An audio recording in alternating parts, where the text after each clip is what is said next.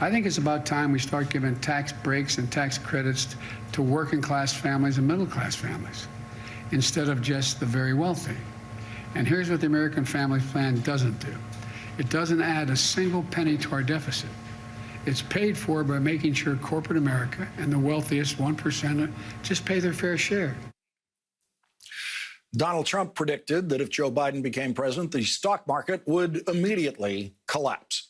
CNBC reports the stock market is performing the best it has ever performed during the first 100 days of a presidency going back to at least 1953. The stock market continues to rise, even as President Biden is promising an increase in the corporate tax rate. And that's because the stock market seems to know that in 2013, when the capital gains tax was increased by the Obama administration, the S&P 500 increased almost 30% in what turned out to be one of the best years for stocks in 20 years or so. During the Reagan years in 1986, when the capital gains tax was increased, the stock market continued to increase by nearly 40% through most of 1987, according to the New York Times. And that is why when Republicans tell you that tax increases proposed by Democratic presidents are going to be bad for the economy, they never give you examples of when that happened. When President Obama raised taxes on top income earners, Republicans unanimously stood in opposition to that, with Republican House Speaker John Boehner echoing what Newt Gingrich had said 20 years earlier about Bill Clinton's tax increases. And I had a chance to discuss both the Obama and Clinton tax increases with Newt Gingrich on Meet the Press in 2012. The problem for Boehner is how does he give on rates? He said this the other day. I oppose tax rate increases because tax rate increases cost American jobs. That gives you no room to give on rates.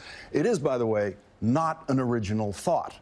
Who said this? The tax increase will kill jobs and lead to a recession, and the recession will force people out of work and onto unemployment and actually increase the deficit. That's Newt Gingrich in 1993 on the Clinton tax increase. And those of us who are working on the other side of that tax increase, Newt, have been waiting for your apology for 20 years for being completely wrong about that. I don't agree with you. Well, but the economy soared. No one lost a job because of that tax increase. There was no recession. You said there'd be a recession. There was no recession. Joining us now, Jason Johnson, professor of politics and journalism at Morgan State University and a political contributor for the GRIO. He is an MSNBC political analyst. Also joining us, E.J. Dionne, opinion columnist for the Washington Post and senior fellow at the Brookings Institution. He is a professor of public policy at Georgetown University. And now we are going to have a meeting of the faculty club with the two professors here. Professor Johnson, as the younger among us, let me start with you. Are you surprised to learn how long Republicans have been saying, oh, this Democratic president is going to ruin the economy with this tax increase, no matter how much evidence we have that these Democratic presidents, Clinton, then Obama, raising taxes has not harmed the economy in any way? Yeah, Lawrence, this is the thing. In my lifetime, as junior faculty here, in my lifetime, the pattern has generally been Republicans heat up the economy, then drag us into a recession, then a Democrat, whether it's Bill Clinton or Barack Obama or now what appears to be Joe Biden, ends up having to pull us out of the ditch. Like, that's the overall historic story here. But the second thing is this idea of big spending being a problem, and we got to cut taxes and all these things, and we're concerned about deficits.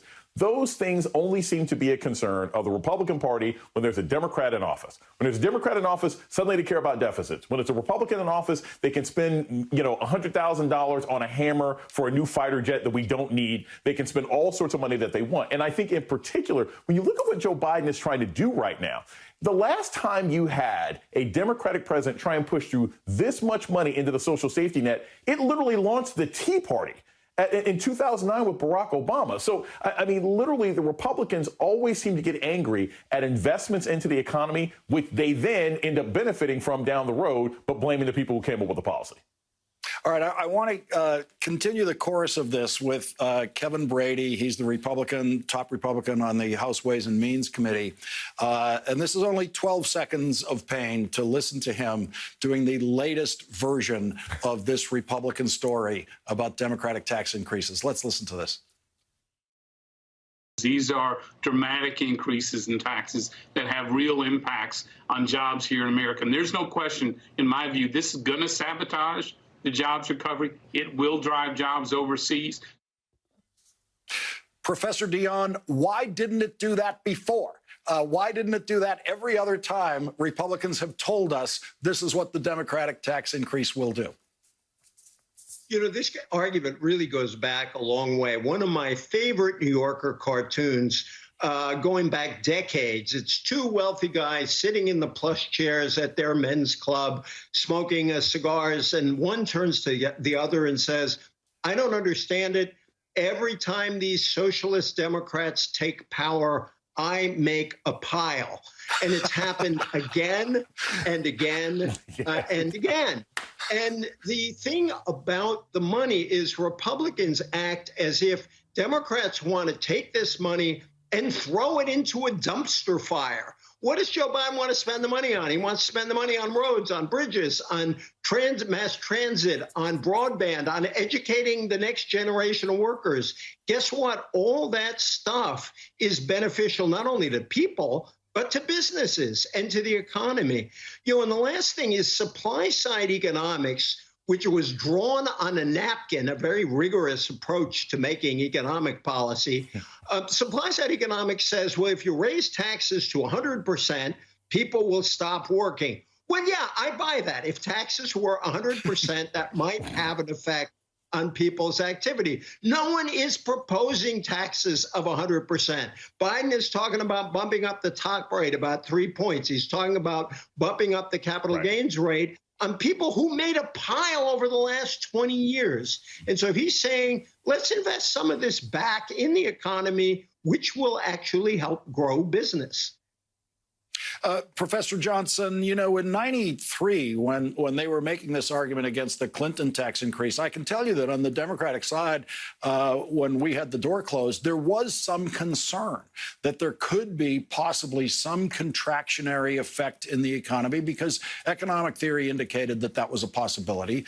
But we had plenty of other reasons why this had to go forward, and it did. And in fact, the Democrats were very pleasantly surprised by how well it turned out economically. But there's a reason why you keep your mind open to what the possibilities are, because when you see the results of the experiment, you go, oh, OK, the Republicans, you can run this experiment as many times as you want, and they're simply never going to admit what the results are.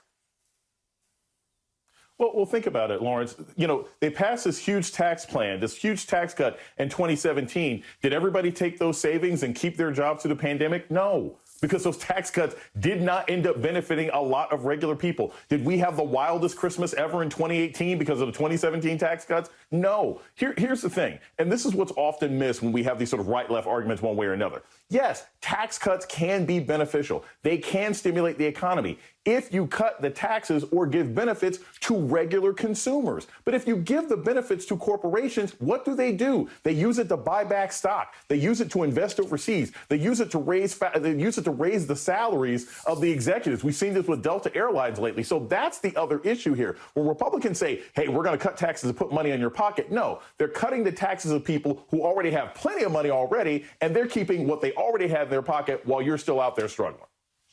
And that will have to be the last word in tonight's meeting of the Faculty Club. Professors Jason Johnson and E.J. Dion, thank you both, professors, very much for joining us tonight. Really appreciate it. And thank you, Professor. Thanks, Lawrence. Yeah.